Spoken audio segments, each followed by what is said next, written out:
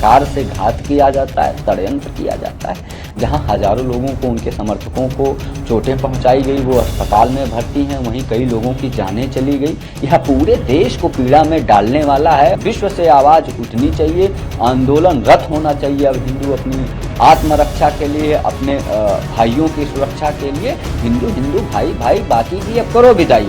बंगाल को भारत से विभाजित कर दिया जाए, कश्मीर को भारत से विभाजित कर दिया जाए, केरल को भारत से विभाजित कर दिया जाए, हिंदुओं को एकजुट न होने दिया जाए। लेकिन मैं मानता हूँ कि अब न हिंदू बटेगा न कटेगा, डटेगा और डटकर मुकाबला करेगा जिहाद का, फतवा का, अपनी बहन बेटियों की आत्मरक्षा हेतु आगे आएगा और न्याय की गुहार लगाएगा। और निश्चित ही जब हम एक साथ मिलकर आगे बढ़ेंगे तो विश्व में हिंदू सुरक्षित होगा, विश्व मानव के रूप में। आई होनी चाहिए। जिस प्रकार से कट्टरपंथी, जिहादी, आतंकवादी जिस प्रकार से सनातनियों के ऊपर कुठाराघात कर रहे हैं, सनातनियों को प्रताड़ित करना, हिंदुओं को मारना, उसके बहन बेटी के इज्जत आबरू को तार तार करना, यह अत्यंत निंदनीय है। और संपूर्ण हिंदू जनमानस से कहूंगा कि एकजुट होकर के ऐसे आतंकवादी, जिहादी, दूषित मानसिकता के लोगों जो हमारे सनातन पर, हिंदुओं पर जो कुठाराघात कर रहा है, उसका प्रतिकार करना चाहिए। शिव के मंदिर थे जो मुगल आक्रांता बाबर, बर्बर, क्रूर आक्रांता भारत आए और उन्होंने मंदिरों को तोड़ा और उसको मस्जिद में कन्वर्ट किया। यह पूरे देश में दुख की स्थिति है। यह सनातनियों को कहीं ना कहीं प्रत्येक दिन पीड़ा देता है। और मैं मानता हूं कि भारत में संविधान है, लोकतंत्र है, न्यायालय है और संवैधानिक प्रक्रिया के दायरे में सभी को न्याय मिलती है। और संपूर्ण देशवासियों को यह विश्वास है कि माननीय प्रधानमंत्री श्री नरेंद्र मोदी जी के नेतृत्व में पूरे देश में जो आज न्याय का वातावरण बना है, उसके दृष्टिगत हम यहाँ आज सुनिश्चित होकर कह सकते हैं कि निश्चित ही अजमेर दरगाह शरीफ में जो भी विवाद उत्पन्न हुआ है, चूंकि आप जब देखेंगे तो देश में 40,000 से ज्यादा मंदिरों को मस्जिद में कन्वर्ट किया था मुगल बर्बर आक्रांताओं ने, और वह आजाद कराया जाना चाहिए, स्वतंत्र कराया जाना चाहिए। यह न्यायालय, सरकार, शासन प्रशासन में जो लोग हैं, वरिष्ठ सामाजिक लोग हैं, उनकी भी जिम्मेदारी है। और ये जिम्मेदारी पूरे देश की है कि सभी लोग एक साथ जुड़ें और जुड़कर न्याय की आवाज को धार दें, जिससे हमें न्याय जल्द से जल्द मिल सके। राम मंदिर की तरह, कृष्ण मंदिर की तरह, काशी विश्वनाथ की तरह इस प्रकार से 500 बरस, 350 बरस, 400 बरस ये जो लंबी प्रक्रिया चल रही है ना, इस पर विराम लगे। हमें जल्द से जल्द न्याय मिलना चाहिए। आखिर हमारे भगवान शिव के ऊपर वजू किया जा रहा है। जो प्रार्थना की जगह है, वहां जाकर अनेकों तरीके के जो है मतांतर की दुरुपयोग किया जा रहा है, उसको रोका जाना चाहिए और उसको स्वतंत्र कराया जाना चाहिए। पूर्ण रूप से विश्वास है कि हिंदू समाज अब एक साथ खड़ा है और मंदिरें स्वतंत्र होंगी।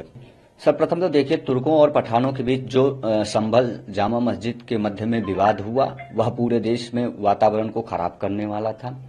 उस व्यवस्था को शांति बनाए रखते हुए और दोनों पक्ष, हिंदू मुस्लिम दोनों लोग, चूंकि भारत में न्यायालय है, संविधान है, जज है, कोर्ट है, शासन है, प्रशासन है, उनके अंतर्गत रहकर कोई कार्य करें। इस प्रकार से पत्थरबाजी, दंगई और गोलीबारी करना यह अत्यंत दुखद है। उत्तर प्रदेश को पुनः दंगे में डालने का प्रयास किया जाना, यह एक बहुत बड़ी साजिश, बहुत बड़ा षड्यंत्र था। और इसके लिए तो शासन और प्रशासन को कोटिशा धन्यवाद दिया जाना चाहिए कि समय रहते उस बड़े दंगे को कंट्रोल किया गया और बहुत छोटे से दायरे में सिमट कर रह गया। यह दंगा, यह साजिश मैं मानता हूं कि पूरे देश को आग में झोंक देने की और पूरे देश में जो एक सुरक्षा का वातावरण है, उस माहौल को खराब कर देने की पूर्णतः साजिश थी।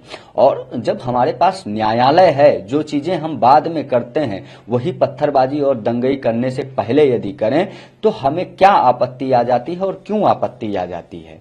जब हम वही चीज बाद में करते हैं, जब पहले हम वही कर लें। हमें पहले ही ये सोचना चाहिए कि जब हमारे पास शासन प्रशासन है, हमें न्याय मिलेगी, उसके अधीनस्थ होना चाहिए, ना कि उसके ऊपर जो है पत्थरबाजी करनी चाहिए, दंगा करनी चाहिए। जो पत्थरबाजी की गई वह दुखद था। शांतिपूर्ण ढंग से जिस प्रकार से जन सामान्य को न्याय मिलता है, उसी प्रकार से भगवान को भी न्याय मिले। और जो भी माननीय जज महोदय लोग इस विषय को सुने, बड़ी गंभीरता से सुने, क्योंकि संवेदनशील विषय है। मुगल आक्रांता 500 वर्ष 700 वर्ष पूर्व आए और उन्होंने मंदिरों को तोड़ा, मस्जिद में कन्वर्ट किया। यह एक व्यापक रूप से जो बहुत बड़ा जिहाद है, अब तो उसको कम से कम रोका जाना चाहिए। आज हम स्वतंत्र भारत के 78वें साल में पहुंच गए, 69वें साल में। उसके बाद भी यदि हम अपने भारत में सनातन को बचाने के लिए, हिंदू मठ मंदिरों को सुरक्षा के लिए, हिंदू बहन बेटियों की सुरक्षा के लिए लड़ रहे हैं, तो ये अति संवेदनशील है। आखिर भारत में ही यदि हिंदू सुरक्षित नहीं रहेगा,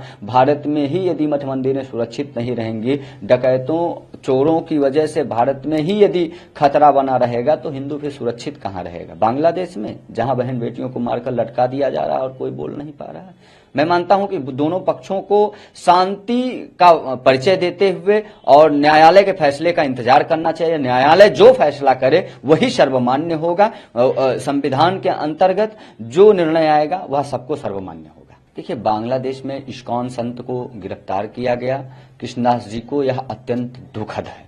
इससे पूरे विश्व में हिंदुओं के अंदर रोष व्याप्त है, क्योंकि आप जब देखेंगे तो इस्कॉन टेम्पल का जो सनातन के प्रचार प्रसार में भूमिका है वह अभूतपूर्व है। और उसके लिए पूरा हिंदू समाज, न सिर्फ भारत का, न सिर्फ पाकिस्तान का, न सिर्फ अफगानिस्तान का, विश्व मानव के रूप में विश्व हिंदू उनके प्रति अपनी आस्था रखता है और कृतज्ञता व्यक्त करता है। और पूरे देश में यदि इस्कॉन के प्रति इस प्रकार से घात किया जाता है, षड्यंत्र किया जाता है, जहां हजारों लोगों को, उनके समर्थकों को चोटें पहुंचाई गई, वो अस्पताल में भर्ती हैं, वहीं कई लोगों की जानें चली गई, यह पूरे देश को पीड़ा में डालने वाला है। और मैं मानता हूं कि न सिर्फ भारत में बल्कि पूरे विश्व से आवाज उठनी चाहिए, आंदोलनरत होना चाहिए। अब हिंदू अपनी आत्मरक्षा के लिए, अपने भाइयों की सुरक्षा के लिए, हिंदू भाई भाई, बाकी की अब करो विदाई। पहले तो हम अपने घर को देखेंगे, अपनी परंपरा को, अपनी संस्कृति को देखेंगे, अपने लोगों को देखेंगे जो हमारे पास शरणागत हैं। आखिर इस्कॉन टेम्पल की गलती क्या है बांग्लादेश में? क्या यही गलती है कि वो हिंदुओं के अधिकारों के लिए लड़ रहे हैं? एक संत जो परंपरागत सनातन से जुड़ा है, वो इस्कॉन टेम्पल का पुजारी है, उसको गिरफ्तार कर लिया जाता है। क्या इसको स्वीकार करेगा हिंदू समाज? कदापि भी नहीं स्वीकार करेगा। मैं पूर्ण रूप से समर्थन करता हूं और मैं मानता हूं कि इसमें भारत में भी बैठी विपक्षी नेताओं की, वो चाहे ममता बनर्जी हो या अन्य कोई और हो, इन सबका भी साजिश है कि किस प्रकार से बांग्लादेश को दंगे में झोंक दिया जाए, बंगाल को भारत से विभाजित कर दिया जाए, कश्मीर को भारत से विभाजित कर दिया जाए, केरल को भारत से विभाजित कर दिया जाए, हिंदुओं को एकजुट न होने दिया जाए। लेकिन मैं मानता हूं कि अब न हिंदू बटेगा, न कटेगा, डटेगा और डटकर मुकाबला करेगा जिहाद का, फतवा का, अपनी बहन बेटियों की आत्मरक्षा हेतु आगे आएगा और न्याय की गुहार लगाएगा। और निश्चित ही जब हम एक साथ मिलकर आगे बढ़ेंगे तो विश्व में हिंदू सुरक्षित होगा। विश्व मानव के रूप में मानवीय मूल्यों को कहीं भी रौंदा जा रहा है तो उनको सुरक्षित करने का काम सनातन का है, सनातनियों का है, सनातन धर्मावलंबियों का है। मैं तो पूरे देश से आह्वान करता हूं कि आगे आकर न्याय की मांग करें। देखिए, जिस प्रकार ने कोर्ट ने दोनों पक्षों को नोटिस जारी करके जवाब मांगा है, निश्चित रूप से दोनों पक्षों को जवाब देना चाहिए। ASI सर्वेक्षण हो जाने से किसी का कोई अनहित नहीं होगा और दूध का दूध, पानी का पानी, जो सत्यता है वही आएगा निखर करके। तो जांच में किसी का आपत्ति नहीं होनी चाहिए। कोर्ट ने जो है दोनों पक्षों को जो है नोटिस जारी करके दोनों का जवाब मांगा है। जवाब के बाद कोर्ट सुनवाई देगी, जो सुनवाई करेगी कोर्ट, सर्वोच्च न्यायालय का जो फैसला होगा सभी को मान्य होना चाहिए और हम लोग सब उसका मान्य करेंगे। सर्वे जो है यह सत्यता को समाज के बीच में प्रकाशित करने का काम करता है। जिस प्रकार से आप राम जन्मभूमि में सर्वेक्षण के दौरान आप देख सकते थे कि राम जन्मभूमि मंदिर के सारे साक्ष्य जो है सर्वे से निखर करके आया, मंदिर के सारे चिन्ह निखर के आए। आप देख सकते हैं गौरी मंदिर, वहां भी सर्वे हुआ तो सारे चीज जो है निखर करके आया। सर्वे से किसी का कोई हित और हानित होने वाला नहीं। सत्य क्या है? दूध का दूध, पानी का पानी। सर्वे हो जाने से दूध का दूध, पानी का पानी हो जाएगा। जो सत्यता है वह आएगा। सत्यमेव जयते, सत्यम शिवम सुंदरम। सत्य विजय होता है, सत्य परेशान हो सकता है, सत्य मिट नहीं सकता है। जो सत्यता है वह सत्य ही रहेगा। भगवान ही कहें सत्यम शिवम सुंदरम, सत्य ही शिव है, शिव ही सुंदर है। सत्यमेव जयते हमारे देश का धारणा भी है कि सत्यमेव जयते, सत्य ही जीतेगा, सत्य ही विजय होगा। असत्य कभी जीत नहीं सकता। असत्य के माध्यम से आप सत्य को थोड़ा देर के लिए आप बरगला सकते हैं मगर आप मिटा नहीं सकते। जो सत्यता होगा वो आएगा समाज में। देखिए, आज सुप्रीम कोर्ट से जो सुनवाई आएगी उसको हम लोग स्वीकार करेंगे मुस्लिम पक्ष बहुत ही उतावला हो चुका है, क्योंकि ये जो आतंकवादी विचारधारा के लोग हैं, दूषित मानसिकता के लोग हैं, ऐसे षड्यंत्रकारी, जिस प्रकार से मानिए कि जो है लोअर कोर्ट के जो है अवहेलना करना, कोर्ट का अवहेलना करना, न्यायपालिका का अवहेलना करना, शासन पर पथराव करना अत्यंत निंदनीय है। मैं कोर्ट से भी, सर्वोच्च न्यायालय से भी मैं यह मांग करूंगा कि ऐसे कुकृत्य करने वाले, ऐसे कुठाराघात करने वाले, जो कोर्ट के आदेश का अवहेलना करते हैं, फिर कोर्ट के ही शरण में जाते हैं, इनकी क्या विचारधारा है, समझ से परे है। ऐसी विचारधारा के लोगों को जो है कभी भी न्याय पर, इसको न्यायपालिका पर विश्वास ही नहीं। अगर न्यायपालिका पर विश्वास होता तो लोअर कोर्ट के आदेश को मानना चाहिए था, सर्वे हो जाने चाहिए था, और सर्वे हो जाता तो दूध का दूध पानी का पानी होता। फिर सर्वे से क्यों इनको पीड़ा हो गई? इस आदेश के खिलाफ सर्वोच्च न्यायालय में गए हैं। सर्वोच्च न्यायालय इस देख करके और जो भी देगा उसको हिंदू पक्ष जो है स्वीकार करेगा। देखिए, निश्चित रूप से उसकी रिहाई होनी चाहिए। जिस प्रकार से कट्टरपंथी, जिहादी, आतंकवादी जिस प्रकार से सनातनियों के ऊपर कुठाराघात कर रहे हैं, सनातनियों को प्रताड़ित करना, हिंदुओं को मारना, उसके बहन बेटी के इज्जत आबरू को तार तार करना, यह अत्यंत निंदनीय है। और संपूर्ण हिंदू जनमानस से कहूंगा कि एकजुट होकर के ऐसे आतंकवादी, जिहादी, दूषित मानसिकता के लोगों, जो हमारे सनातन पर, हिंदुओं पर जो कुठाराघात कर रहा है, उसका प्रतिकार करना चाहिए। निश्चित रूप से एकजुट होकर के, एक समर्थ करके और इनका समर्थन करना चाहिए और इनकी रिहाई होना चाहिए। अगर इनकी रिहाई अगर नहीं करता है तो निश्चित रूप से सनातनी एकजुट होकर के, पूरे संपूर्ण हिंदू सनातनी एकजुट होकर के बांग्लादेश के लिए कूच करेगा। मैं शासन से भी, सरकार से भी, रक्षा मंत्री, गृह मंत्री और देश के यशस्वी प्रधानमंत्री से